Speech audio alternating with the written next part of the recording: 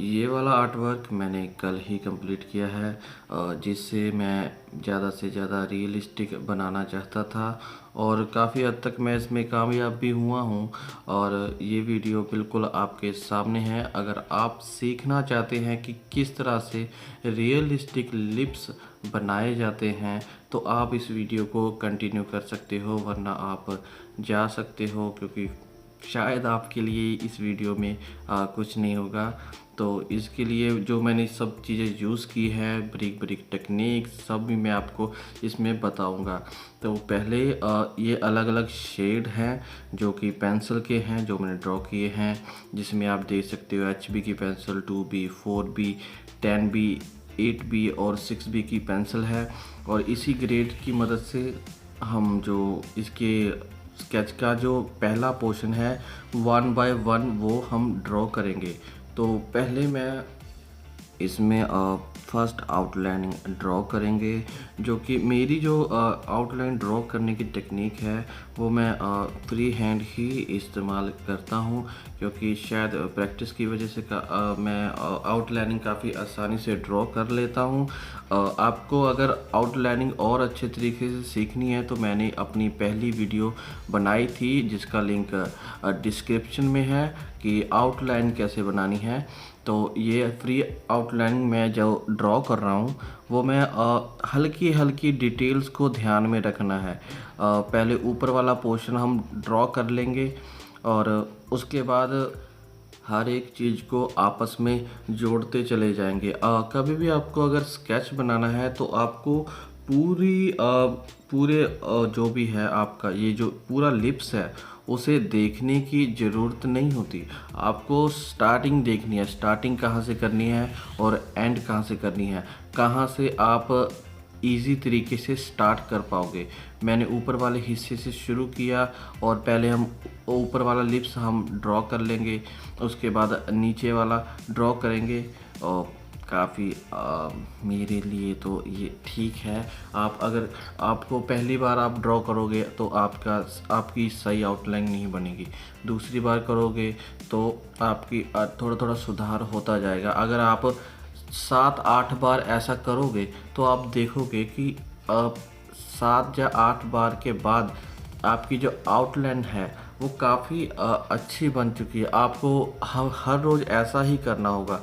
आपको कोई भी एक कोई भी क्या कहते हैं उसे, कोई भी एक स्केच ले लो, स्केच नहीं कोई भी तस्वीर ले लो, वो किसी भी चीज़ की हो, या लाइव आपके सामने पेन पड़ा है, या फिर आप किसी फ़ोटो को देख के ड्रॉ करते हो, आप कुछ भी ड्रॉ करते रहो और उसे बार बार ड्रॉ करते रहो। अगर आप बार बार नहीं करना चाहते तो आप एक चीज़ को ड्रॉ करो, नहीं हुई छोड़ो, दूसरी चीज़ को ड्रॉ करो, हुई ठीक है, नहीं हुई तो भी ठीक है। तो आप रोज़ कुछ ना कुछ हर रोज़ ड्रॉ करते रहो। अगर आप कुछ भी ड्रॉ करते रहोगे तो दिन ब दिन आपका जो चीज़ों को देखने का नज़रिया है वो काफ़ी अलग हो जाएगा नॉर्मल लोगों से, क्योंकि नॉर्मल लोग पूरी चीज़ को देखते हैं। जो आर्टिस्ट लोग होते हैं वो आउटलाइन को देखते हैं, भाई इसकी आउटलाइन कैसी है, इसके अंदर कौन कौन सी डिटेल्स हैं, सबसे पहले वाली लेयर्स कौन सी बनाएंगे, उसके ऊपर कौन सी लेयर होगी डिटेलिंग्स वाली, उसके ऊपर हाईलाइट वाली। यहाँ पे स्केच के अंदर मेन 3 ही लेयर्स होती हैं। पहली होती है बेसिक, जिसमें सिर्फ एक लेयर से हम, जो कि मैं अब ड्रॉ कर रहा हूँ बिल्कुल एक लेयर से, ये HB पेंसिल है, इससे हम पूरी एक लेयर बना देंगे, फुल बिल्कुल स्मूथ लेयर। सॉरी मैंने HB पेंसिल बोल दी, ये एक्चुअली 2B पेंसिल है, माफ़ कर देना। और इससे हम पहले एक स्मूथ लेयर बना देंगे जो कि हमारी फर्स्ट लेयर होगी। अब इसे हम बहुत ही हल्के हाथों से ब्लेंड कर देंगे। आपको ब्लेंडिंग और शेड करने के वक्त बिल्कुल भी प्रेशर यूज़ नहीं करना। और ये हमारी दूसरी लेयर है जिसमें हम डिटेल्स ऐड करते हैं। जो लाइंस होती हैं, और कोई भी हम देखते हैं ना, कोई भी तस्वीर देखते हैं उसके अंदर बहुत डिटेलिंग्स होती हैं। और ये वाली इस लिप्स की फ़ोटो में, ये पिक में ये डिटेल्स है। अब हम वो हल्की हल्की डिटेल्स इसमें हम ऐड करते जाएंगे। और इसे ज़्यादा पूरा उलझा कर नहीं देखना। जैसा कि मैंने आपको पहले भी बोला है कि आप छोटी छोटी चीज़ों से स्टार्ट करो और उसे धीरे धीरे आगे बढ़ाते जाओ। अब ये वाला जो डार्क वाला पोर्शन है वो मैं इधर 10B पेंसिल से मैं ड्रॉ कर रहा हूँ। थोड़ा इसे फास्ट कर दूँ ताकि आपका भी टाइम बच जाए। मैंने इस वीडियो को कम से कम छोटा करने की कोशिश की है ताकि आपको आपका कीमती जो समय है, मुझे पता है कि समय की बहुत वैल्यू है, आपका कोई भी एक भी मिनट वेस्ट ना जाए। और अब जो ये दांत है जो नीचे वाला, इसे हम बिल्कुल ऊपर से मैं 6B पेंसिल यूज़ कर रहा हूँ अभी, जो दांत की बिल्कुल ऊपर वाला हिस्सा है। अब इसे ये करने के बाद हल्का हल्का नीचे वाला पोर्शन मैं ड्रॉ ही नहीं करूँगा, शेड नहीं करूँगा, इसे बस ब्लेंड कर दूँगा बस ऐसे ही। और अभी जो लिप्स के ऊपर वाला हिस्सा है, हल्की हल्की डिटेलिंग्स हम और उसमें ऐड करेंगे ताकि हमारा जो स्केच है और ज़्यादा रियलिस्टिक लगे। एक सिंपल स्केच में और एक हाई डिटेलिंग स्केच में यही फ़र्क होता है, उसमें ज़्यादा डिटेल्स होती हैं और दूसरे में नहीं होती। और ये हम HB पेंसिल से हम अब इसकी तीसरी लेयर बना रहे हैं। ये मेंस ये 3 ही लेयर्स होती हैं।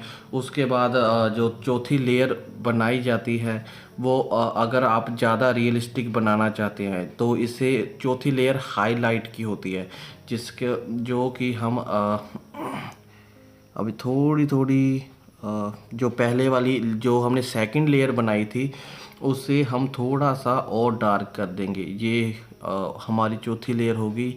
ये भी मैं यूज़ कर रहा हूँ क्योंकि हमारी जो सेकंड वाली लेयर थी वो थोड़ी लाइट हो गई और हम इसके ऊपर अब ये चौथी लेयर इस्तेमाल कर रहे हैं हमारी जो दूसरी लेयर को फिर से डार्क करने के लिए।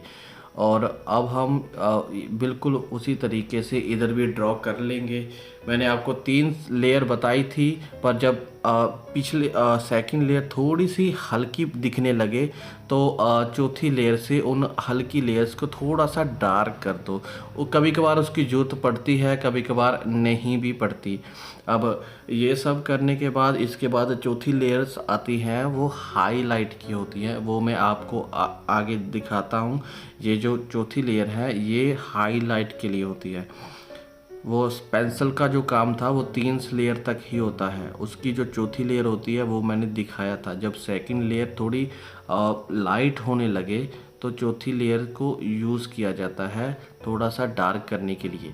और ये अब हम चौथी लेयर बेसिकली हम यूज़ कर रहे हैं हाईलाइट के लिए। इस इरेज़र का नाम है एक मिनट, कैनिडेबल। अरे यार ये मुझसे इसका सही उच्चारण मुझसे होता ही नहीं है। ये ब्रुस्टो की इरेज़र है, इसका नाम है, मैं दोबारा से पढ़ने की कोशिश करता हूँ बड़े ध्यान से, कैनिडेबल। अरे यार आप कमेंट में रिप इंग्लिश लिख देना।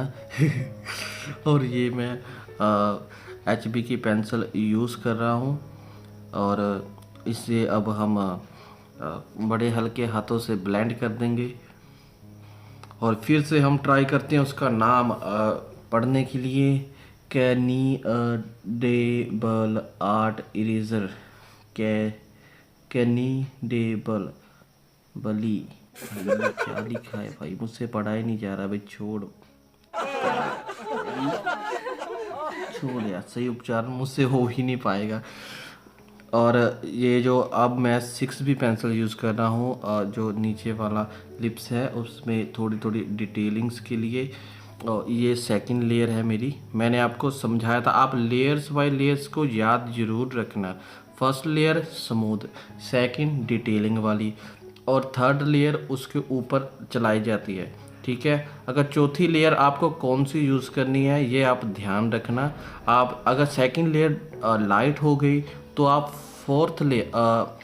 फोर्थ लेयर भी आपको थोड़ी डार्क वाली पेंसिल से यूज़ करनी है। अगर पेंसिल से यूज़ करने की ज़रूरत नहीं पड़ती तो आपको फोर्थ जो लेयर है वो आपको इरेज़र वाली यूज़ करनी है हाईलाइट के लिए। आपको ज़्यादा इसमें कंफ्यूज नहीं होना, आपको ध्यान रखना है कब क्या करना है। अब हल्की हल्की डिटेलिंग्स जो है अब मैं इस स्केच के अंदर डालता जाऊंगा और काफ़ी आसानी से ये रियलिस्टिक स्केच बनता जाएगा। आपको हर एक चीज़ को layers by layers, point by point आपको ड्रॉ करना है। ध्यान रखना है हर एक चीज़ का कि कैसे क्या कर रहा हूँ मैं और आपको कैसे क्या करना है।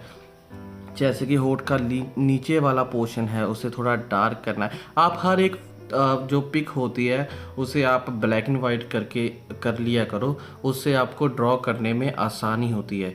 अब ये चौथी लेयर मैं यूज़ कर रहा हूँ हाईलाइट के लिए और इससे हमारा जो स्केच होता है काफ़ी रियलिस्टिक बनता है। इसके जो दांत है वो मैंने भी खुद ऐसा महसूस किया है कि ये काफ़ी रियलिस्टिक बने हैं। अगर मेरे पास स्टेपलर की पेंसिल आ जाए, अगर हमारा बजट आने वाले दिनों में और बढ़ जाए, यूट्यूब से अर्निंग हो, तो हम और अच्छी क्वालिटी की पेंसिल यूज़ कर लेंगे ताकि हमें और अच्छी स्मूथनेस और रिज़ल्ट मिले।